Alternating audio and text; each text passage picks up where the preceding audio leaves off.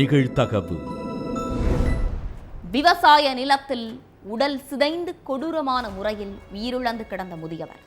பலரின் கண் முன்னே முதியவர் மீது டிராக்டரை ஏற்றி கொன்ற அரக்கன். நீண்ட நேரமாக நடந்த வாக்குவாதம் திடீரென கொடூர கொலையில் முடிந்ததால் அதிர்ச்சி. உயிர் கொடுத்த தந்தையின் உயிரை மகனே பறித்து கொண்டது ஏன்?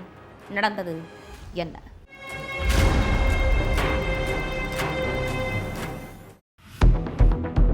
ஊருக்கு வெளியில உள்ள விவசாய நிலத்துல வச்சு அப்பாவுக்கும் மகனுக்கும் இடையில ஏதோ பயங்கர வாக்குவாதம் ஏற்பட்டிருக்கு. எதுக்கு இப்படி எல்லாரும் பாக்குற மாதிரி நின்னு கத்திக்கிட்டு இருக்காங்கன்னு பக்கத்து நிலத்துக்காரங்களும் அந்த சைடு வழியா போனவங்களும் கிட்ட போய் என்ன ஏதுன்னு கேட்டிருக்காங்க. அப்ப பையனுக்கும் அப்பாவுக்கும் இடையில சொத்து பிரச்சனை இருக்கிறதும் அது சம்பந்தமா தான் இப்படி காட்டு கூப்பாடு போட்டுக்கிட்டு இருக்கிறதும் தெரிஞ்சு அவங்க குடும்ப பிரச்சனையில நாம தலையிட வேண்டாம்னு நினைச்சு எல்லாரும் அங்கிருந்து நகர ஆரம்பிச்சிருக்காங்க. ஆனா அடுத்த சில நிமிடங்கள்லயே அங்க மிகப்பெரிய கொடூரமான சம்பவம் நடக்க போகுதுங்கிறது அங்க உள்ள யாருக்குமே தெரியாம போச்சு. விழுப்புரம் கண்டாச்சிபுரம் பக்கத்தில் உள்ள ஒடுவன் குப்பங்கிற கிராமத்தை சேர்ந்தவர் பழனி. இவருக்கு 2 மனைவி. முதல் மனைவி பேரு சுசீலா, அவங்களுக்கு ஒரே மகன் சக்கரவர்த்தி. 2வது மனைவி சரஸ்வதிக்கு 3 மகன்கள். இதுல மூத்தவன் சந்திரசேகர். பழனிக்கு சொந்தமா ஊருக்கு பக்கத்திலேயே கொஞ்சம் விவசாய நிலம் இருக்கு. ஒழுங்கா எந்த வேலைக்கும் போகாம இருந்த சந்திரசேகருக்கு அந்த விவசாய நிலத்து மேல ஆரம்பத்திலிருந்தே ஒரு கண்ணு இருந்திருக்கு. இந்த இடம் நம்ம பேருக்கு வந்துருச்சுன்னா ராஜா மாதிரி வாழலாம்னு கனவுல மிதந்துகிட்டு இருந்திருக்காரு.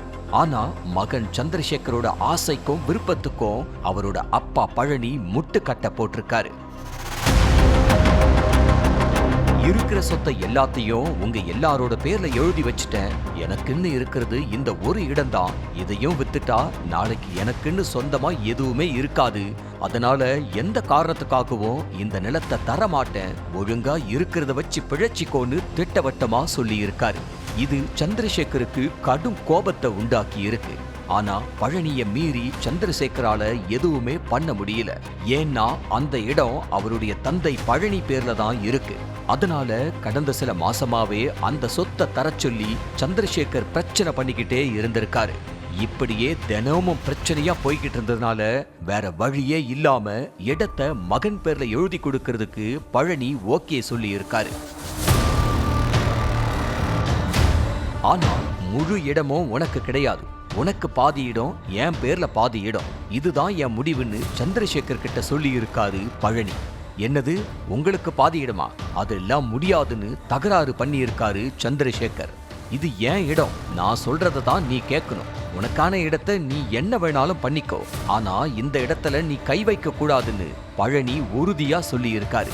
முதல்ல நிலத்தை விற்கிறதுக்கு பிரச்சனை, இப்ப பாதி இடம் தான் தருவேன்னு சொல்லி பிரச்சனை பண்றாரேன்னு அப்பா மேல செம்ம கோபத்துல இருந்த சந்திரசேகர் அப்பாவோட பேச்ச மீறி நிலத்தை சீர்படுத்துற வேலையில ஈடுபட்டு இருக்காரு.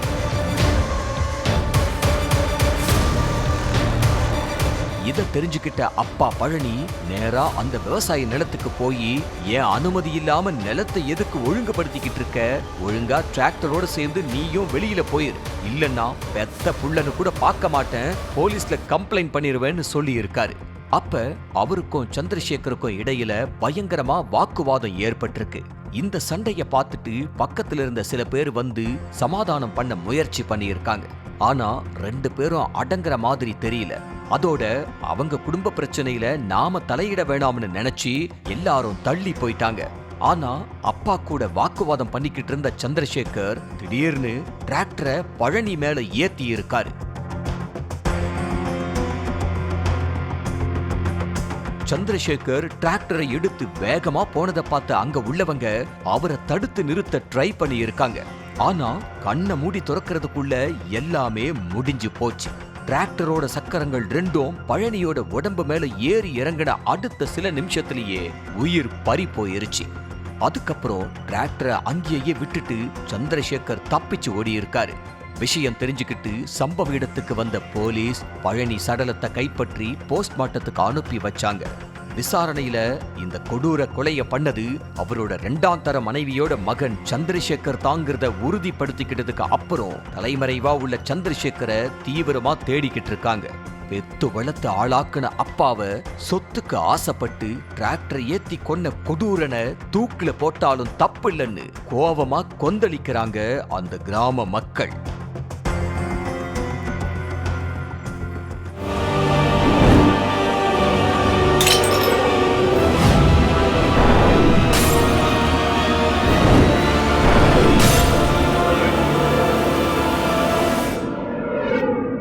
நிகழ்தகவு